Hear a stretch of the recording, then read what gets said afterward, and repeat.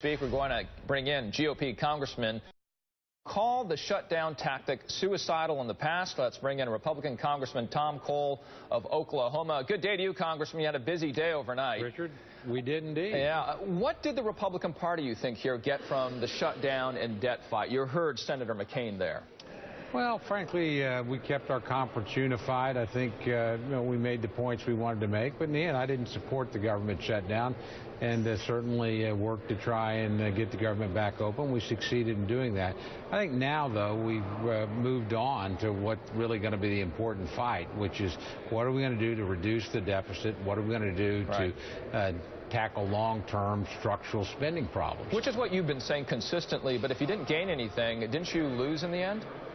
Well, I don't know if we won or lost. I'll leave it to the political pundits to make that decision. But I know we're on much firmer ground now. Look, actually both sides don't like the sequester, but I think it's a bigger problem for Democrats than Republicans. There's some common elements between the president's position and Paul Ryan's in terms of entitlement reform. And perhaps we can do some things to use one to offset the other and have a negotiated settlement. I think that's what the country wants to see us do, and I think it's more likely to happen now than it probably was a couple weeks ago. You're one of the cooler heads in the caucus here. You've watched as Capitol Hill has gone through this back and forth. Look forward for me. How will the House GOP heal leading up to the new deadlines that we're talking about in January and February? Do you expect more of the same, or will there be a new sense of bipartisanship here? Well, I certainly don't expect more of the same. Now, I'm not about to declare an era of sunshine and roses has broken out, but I do think the fact that we're at the table with serious negotiators, people that I have a lot of respect for on both sides of the aisle and both sides of the rotunda, is a good sign. And we can find some common ground here. There's a lot we're not going to agree. Let's identify the areas that we do agree and go forward. So I think that's what the country wants us to do. I think that's honestly what we have a chance to do. It's just up to us to get down and get the job done. As you look at some of the objectives that were thrown out there for going through this fight over the last month, Republican Senator Roy Blunt saying this, quote, "We managed to divide ourselves on something we were unified on over a goal that wasn't achievable. The president probably had the worst August and early September any president could have had, and we managed to change the topic." Was that one of the objectives, simply to delay the president's legislative objectives here? No, I don't think it was meant to delay them at all. Quite frankly, I think it was a very sincere effort to deal with a very bad law. And the rollout of Obamacare, I think has demonstrated multiple flaws in the system, and I think we'll see more of that. Now, was it a wise tactic? Personally, I don't think so. I agree with my friend, Senator Blunt, who I used to be a deputy whip for. But, we've had to fight. I think folks, had an opportunity to make their case. Now it's time to get down and identify some things where we can agree on and get those things done for the American people. I hope that's what happens going forward.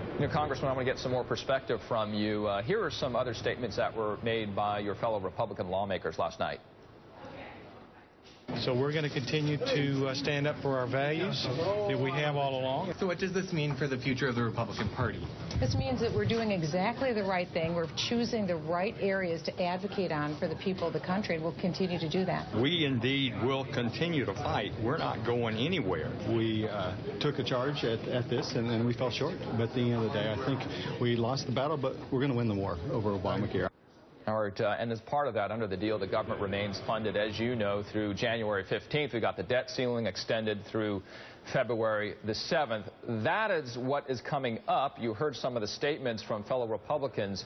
What do you say to that faction of a faction that made this happen if they continue their current approach? What will you say to folks like Ted Cruz?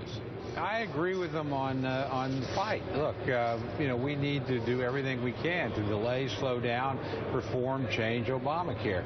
This was not, in my view, the best tactic to do that. And we have actually changed it 7 times already, and that means a Democratic Senate and a Democratic president agreed. That saved about $62 billion. we can continue down that road. And quite frankly, I think the flaws of the system are going to become increasingly evident. So, again, let's change where we can, and let's find some common ground. And frankly, for my friends, and this includes myself, that would like to see a longer change, let's go win some elections. Well, what would you say to Ted Cruz, until you get control of the Senate and the presidency, you're not likely to repeal the entire law. Congressman, what would you say to Ted Cruz if he continues in the manner that he has been acting over the last month? Well, look, Ted Cruz, I've never met him, and he's clearly a brilliant communicator, and, I'll let him draw whatever lessons that he wants to draw from this. But in my view, the tactic didn't succeed. I mean, they weren't unified in the Senate on this. We more than did our part in the House, which I appreciate Senator Cruz recognizing. The Senate, I think, was considerably less unified, and frankly, they're not the majority there.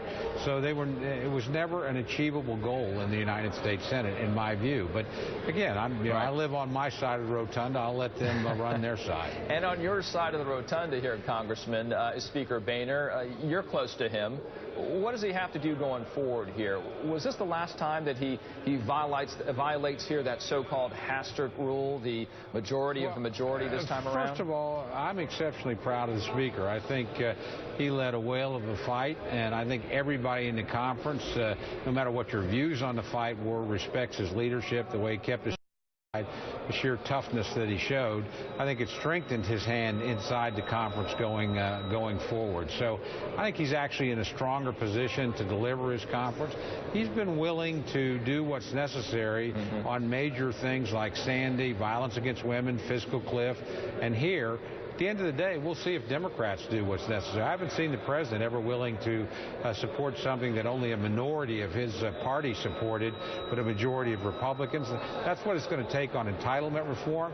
So we got to see the president step up and show some presidential leadership, because only presidents can lead on entitlements.